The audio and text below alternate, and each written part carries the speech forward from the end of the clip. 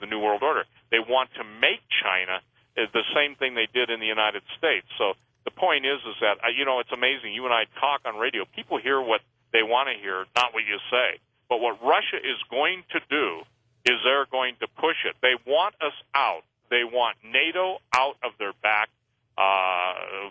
porch. They want us out of the Black Sea. And the point is that they believe that and this is something important, they believe that our economy is going to fail, which leads to total disruption in the United States, which has been, quote, part of the plan for a lot of years. And also, there are indications right now, George, that a lot of people are asking, is Spetsnaz or the Russian Special Forces or their Section 12 or Section 8, those are all their sleeper cells, are they being ready to be turned loose in this country? That's a big question. It sure is. Stephen, phone calls with you next on Coast to Coast AM for us. Oh, thank you. Good guy, and of course he had a health scare some time ago. Seems to be doing okay. Oh, I'm glad. I don't talk to him that much because we just are going 100 or 200 miles in the opposite direction, but I'm always glad to hear of that. Good. You ready for some calls? Absolutely. We'll pick it up, first of all, by going to our wild card line, and welcome to Coast to Coast. You're on the air with Steve Quayle. Hi there. Hello? Hello. Yes, sir. Hi, George. How you doing? I'm doing great. You sure caught me by surprise. I didn't even get screened tonight. No, I'm picking them up any way I need them. All right. Well, you got me here, George, and hello, Steve. Really a pleasure and honor to speak with you. I just want to thank you, Steve, for putting your whole complete self out there over the years to try for our edification and our safety and survival. It takes a big man to do what you've done. Steve, I want to ask you two questions, and the first one has to do with Project Bluebeam that was mentioned early on in the program. And George had a guest, probably about 6 months ago. His name was Stuart Spurslow. You may remember him, George? Sure do. And he was involved with Project Monarch, and he went over Project Bluebeam. It's the first time I'd heard of it is when Mr. Spurslow brought it up. And he said, as well as you've mentioned, Steve, that it would be used to simulate an alien invasion. He mentioned that it was also, they plan to use it to actually counterfeit the second coming of Jesus Christ. And I was wondering, Steve, if you had heard about that and if you could go over some of the possible implications of that. I think if that information is accurate, and I have a feeling it is, that it has tremendous implications. And my other question just centers around, Steve, if you could elucidate a little bit, because I've heard you mention it on your own program, the actual idea of America being Babylon the Great in the book of Revelation and the implications of that relative to the current world scene. I think you mentioned Ezekiel, and I believe it to be in chapter 38 and chapter 39. It speaks of Iran through symbology and such, and it also speaks of the United States being the land of unwalled villages, which is attacked and basically wiped out. As George Washington saw this in his memoirs, all the way up to Dmitri Duduman saw the same vision, as well as a man who I believe you know, Steve, Henry Groover, has seen the complete nuclear destruction of this country. So God bless y'all, and thank you very much for this great show.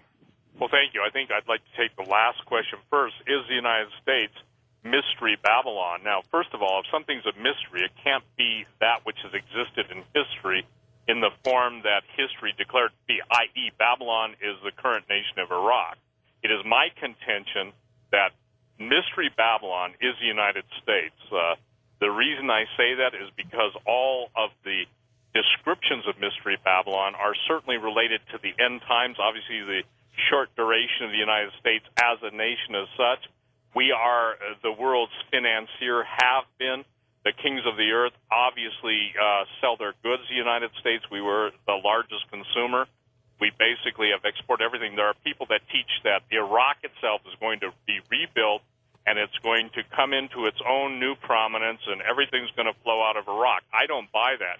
Jesus even called Jerusalem spiritual Babylon. So there seems to be a historic geographical Babylon, which is now Iraq.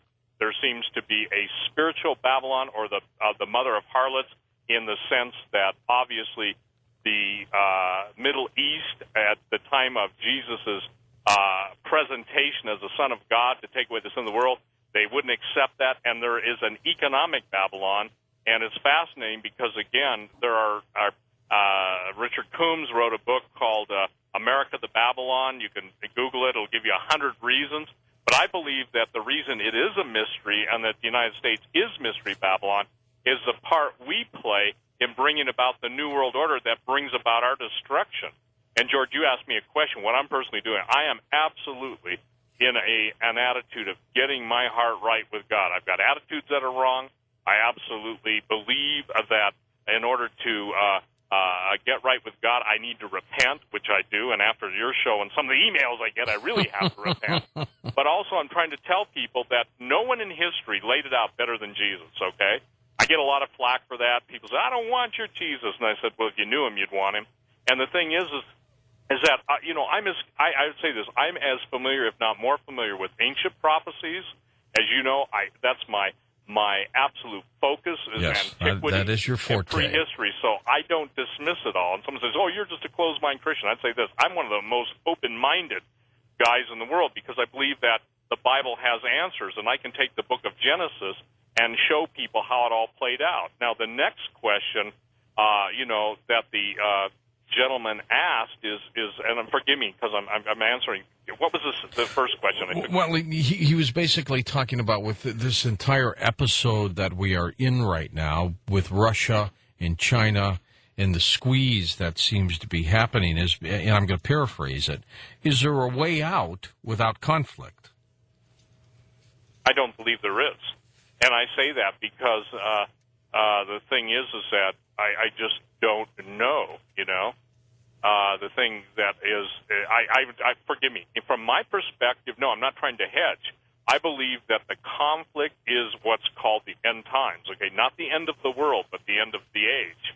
I believe the 2012 date is so critical. And I also believe that given where we're at right now in history, that obviously if Russia comes against the United States in the Middle East, and by the way, people don't understand something, but when the Russian general said that they can take out our entire fleet in 20 minutes or less, he wasn't kidding. They have... And we could probably do the same to them. We could, but the thing is, who does it first, Yeah. And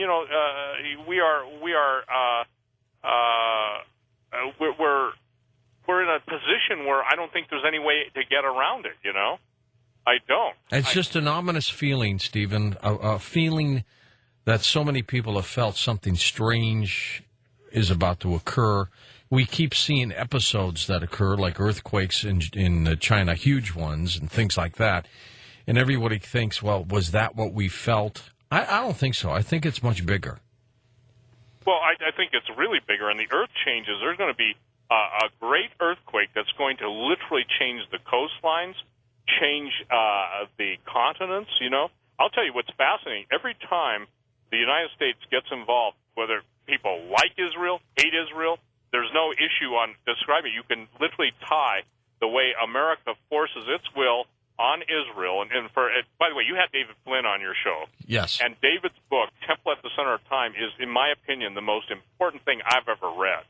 I mean, I would encourage everybody, because the thing is that people go, well, why is such a little piece of real estate causing so much trouble, that there's so much prophecy concerning it? What happens to those that trouble themselves with that little piece of land? And that God says, if you divide my land, I'm going to divide your land. And every time we get involved in this, we have hurricanes. The last time we got involved we had massive hurricanes, i.e. Hurricane Katrina. So the earthquakes that are coming, the earth changes, whether people believe in this shift, an axial shift, the sun sickness. The sun is doing funny stuff right now. And sunspots have been gone. They've subsided. Yep. And the winds will literally stop.